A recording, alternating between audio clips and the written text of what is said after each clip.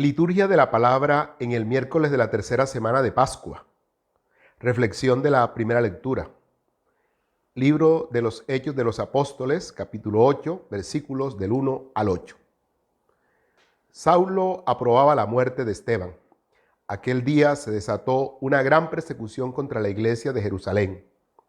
Todos, a excepción de los apóstoles, se dispersaron por las regiones de Judea y Samaria.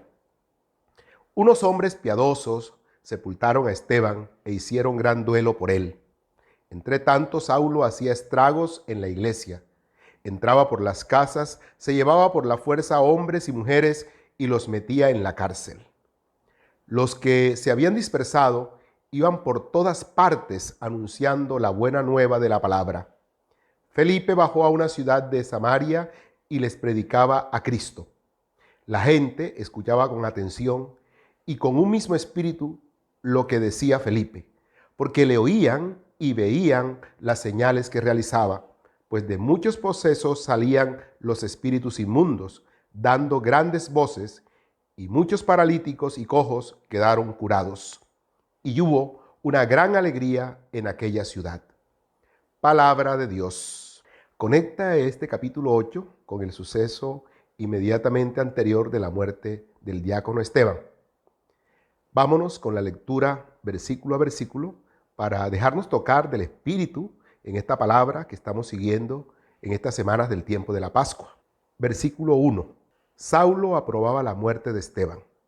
Aquel día se desató una gran persecución contra la iglesia de Jerusalén. Todos, a excepción de los apóstoles, se dispersaron por las regiones de Judea y Samaria.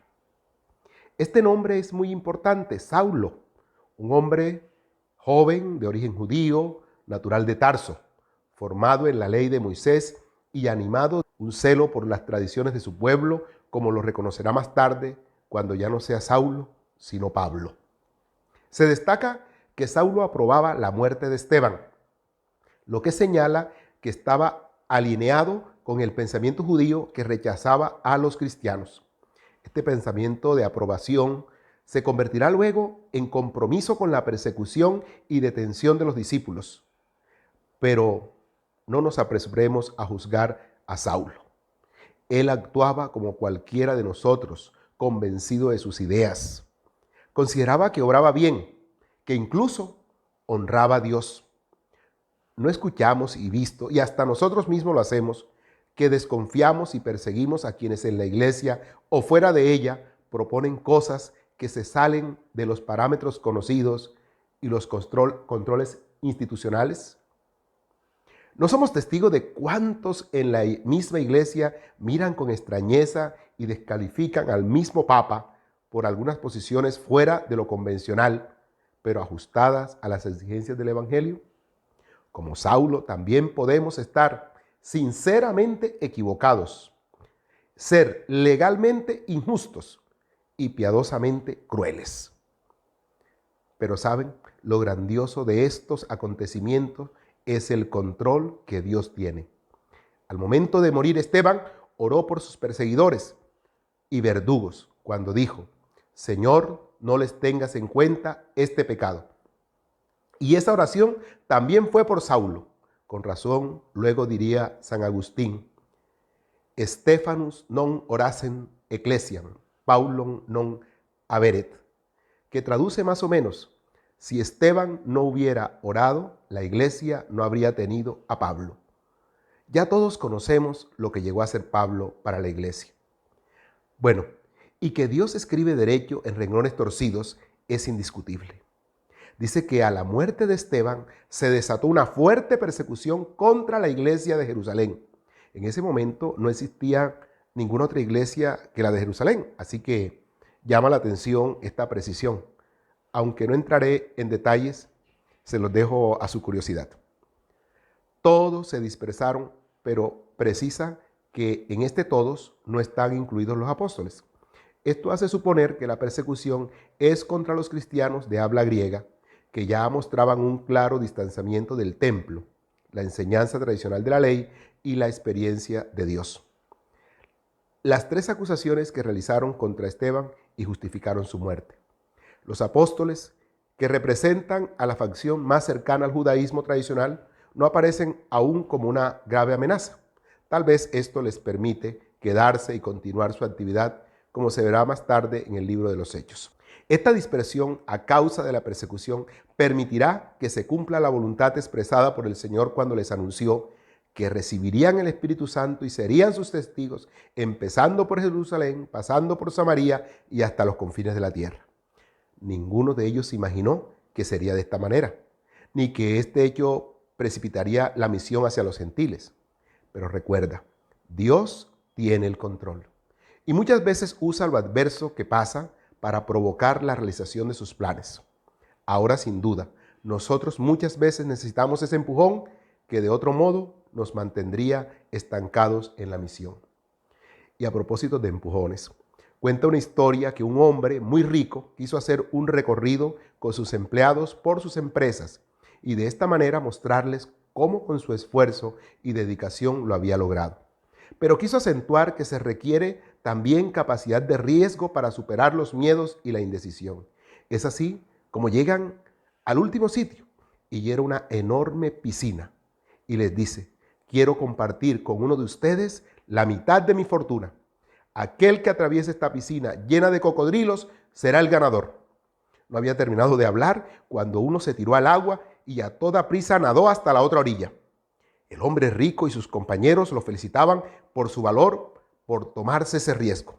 Pero él, distraído, miraba para todos lados como buscando a alguien, hasta que le preguntaron que a quién buscaba y él respondió: a la persona que me empujó, mi mujer. Dios es así, pero no como esta mujer, pero muchas veces es así. Creo que también de vez en cuando nos da su empujón. Y esta persecución fue el empujón que llevaría a la iglesia hasta los confines de la tierra. Versículo 2. Unos hombres piadosos sepultaron a Esteban e hicieron gran duelo por él. Pareciera como un paréntesis en medio de la narración, pero no, es un hecho, a mi parecer, de gran importancia. Como con Jesús, se da por parte de algunos hombres religiosos unas muestras de solidaridad humana. En todos los grupos humanos hay personas con una gran sensibilidad y respeto por los demás, hasta con los que no se está de acuerdo. Gracias a hombres como estos, no perdemos nuestra esencia de humanidad. Por eso lo destaco. Para nosotros los cristianos, como para los judíos, el acto de sepultar los cadáveres es una obra de obligatoria caridad. En el Antiguo Testamento se nos refiere el caso al encionador de Tobit, el padre de Tobías, que a escondidas sepultaba los cadáveres de los judíos que eran asesinados por el régimen opresor, aún a costa del peligro que eso significaba. La solidaridad en los momentos de muerte nos ofrece la oportunidad para crecer en humanidad. Hacer y acompañar el duelo nos recuerda la terrible consecuencia del pecado, pero nos acercamos a los dolientes como hombres de esperanza. Como Jesús podemos llorar y hacer duelo ante la tumba de los amigos, pero con la certeza de la resurrección. Animamos la esperanza, no animamos la resignación. Versículo 3. Entre tanto, Saulo hacía estragos en la iglesia, entraba por las casas, se llevaba por la fuerza a hombres y mujeres y los metía en la cárcel. Los que se habían dispersado iban por todas partes anunciando la buena nueva de la palabra. Como ya lo decía, Saulo pasa de secundar a liderar la persecución. Ahora no solo aprueba la persecución, sino que se compromete personalmente con ella. Pero Dios trabajaba en silencio. Y este mismo convencimiento y esta misma pasión que lo hace perseguir a la iglesia, lo llevará a ser testigo del Señor. Pero la obra del Señor se abre paso y la buena noticia se anuncia. Insisto, Dios tiene el control. Cuánta convicción de esto me hace falta a mí personalmente, créanme. Versículo 5. Felipe bajó a una ciudad de Samaria y les predicaba a Cristo. Felipe es el segundo de los diáconos mencionados del que hablan la lengua griega e instituidos por los apóstoles para el servicio de la administración. No lo confundamos con el apóstol Felipe. Lo mismo que Esteban, su actividad va mucho más allá que el servicio de las mesas. Por medio de él, ahora, el evangelio llega al norte de Israel, a los límites con los pueblos paganos, en la región de Samaria. versículos 6, 7 y 8. La gente escuchaba con atención y con un mismo espíritu lo que decía Felipe, porque le oían y veían las señales que realizaba. Pues de muchos posesos salían los espíritus inmundos, dando grandes voces, y muchos paralíticos y cojos quedaron curados, y hubo una gran alegría en aquella ciudad. De una manera sencilla y clara, el autor del libro de los Hechos nos muestra los pasos en el proceso de la evangelización. El primero es el anuncio y la escucha. La fe nos viene por la predicación, nos dirá después San Pablo. El Espíritu Santo entra por el oído. Luego viene el ver las señales. No es primero el ver las señales para luego creer. No, se cree para ver. Lastimosamente entre nosotros pareciera que se privilegiara el ver antes que el creer. Jesús mismo lo había dicho a los discípulos en el capítulo 16, versículos 17 y 18 de San Marcos leemos: estas son las señales que acompañarán a los que crean. En mi nombre expulsarán demonios, hablarán en lenguas nuevas, agarrarán serpientes en sus manos y aunque beban veneno no les hará daño. Impondrán las manos sobre los enfermos y se pondrán bien. Nótese que las señales acompañarán a los misioneros que crean. Los primeros que debemos dar crédito a la enseñanza somos nosotros. Solo así seremos testigos excepcionales de la obra de liberación y de salvación de Dios, con el consiguiente gozo que provoca el Espíritu al ver regenerada nuestra vida y colmados de una vida sin igual.